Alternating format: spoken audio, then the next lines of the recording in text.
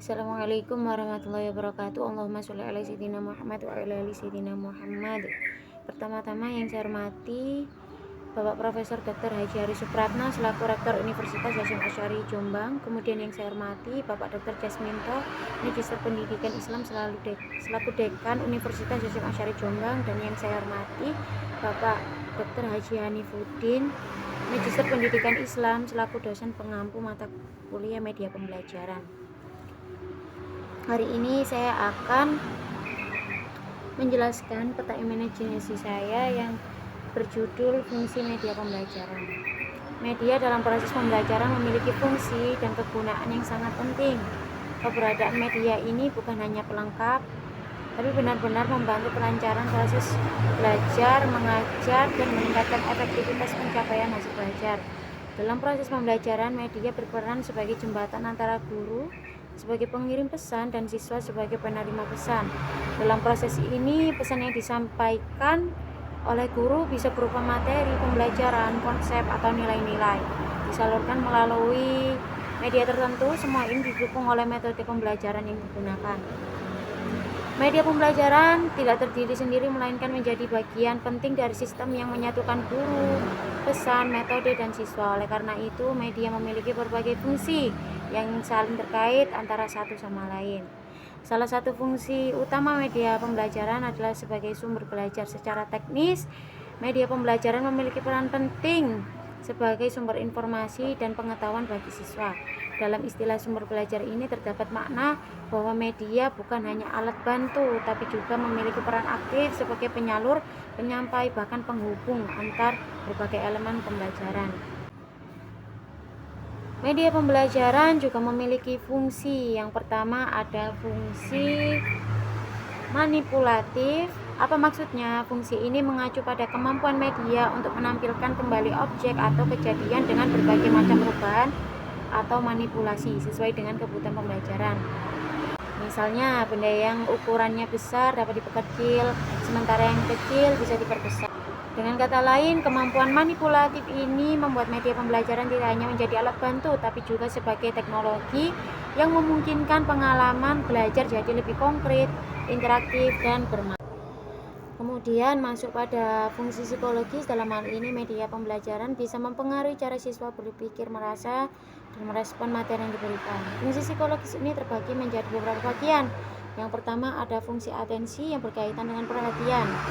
Ketika sebuah media berhasil membuat siswa fokus pada satu hal sambil mengabaikan rangsangan lain yang tidak relevan, maka media tersebut telah menjalankan perannya dalam membangun selective attention atau perhatian yang selektif. Kemudian yang kedua ada fungsi afektif. Fungsi ini lebih dalam karena berkaitan dengan emosi dan perasaan siswa.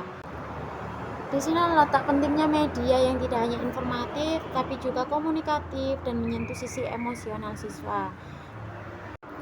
Kemudian masuk pada fungsi kognitif. Dalam media pembelajaran mengacu pada bagaimana media membantu siswa memahami dunia melalui representasi visual, audio, dan simbolik. Dengan kata lain, media menjadi perpanjangan dari pikiran siswa dalam mengenali objek, peristiwa, atau konsep yang sebelumnya mungkin sulit dibayangkan secara langsung. Melalui media, siswa dapat melihat bagaimana suatu konsep yang abstrak seperti teori fisika atau sejarah peradaban disajikan dalam bentuk yang lebih konkret, entah itu lewat gambar, simulasi, video, atau ilustrasi. Semua itu membantu otak dalam memproses informasi secara mental. Objek yang tidak dapat dihadirkan secara langsung bisa dipresentasikan dengan media yang mewakilinya.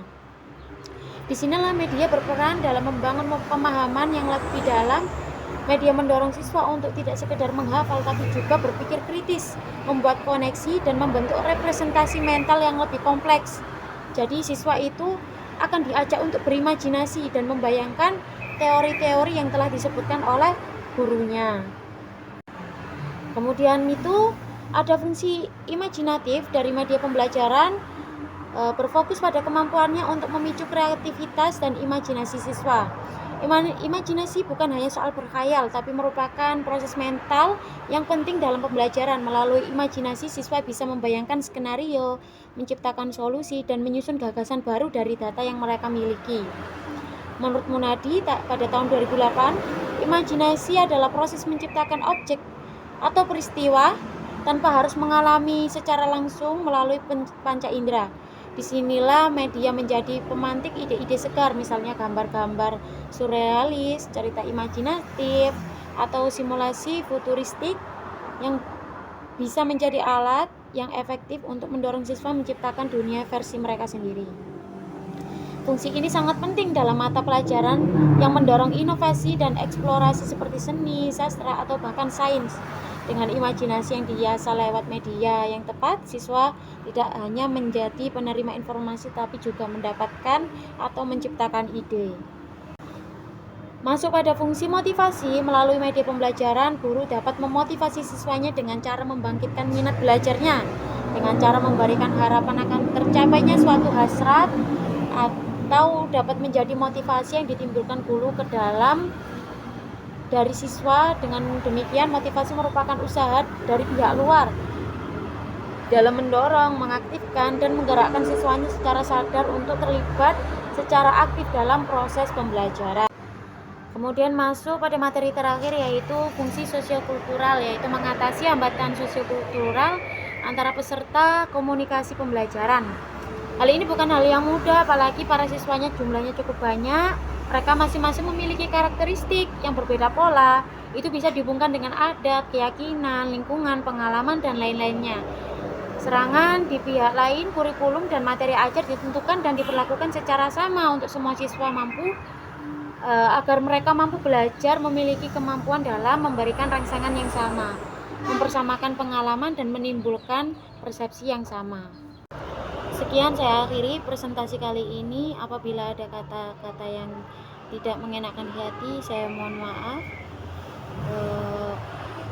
Ke pasar beli langsat, belajarlah agar kalian pintar sangat. Wassalamualaikum warahmatullahi wabarakatuh.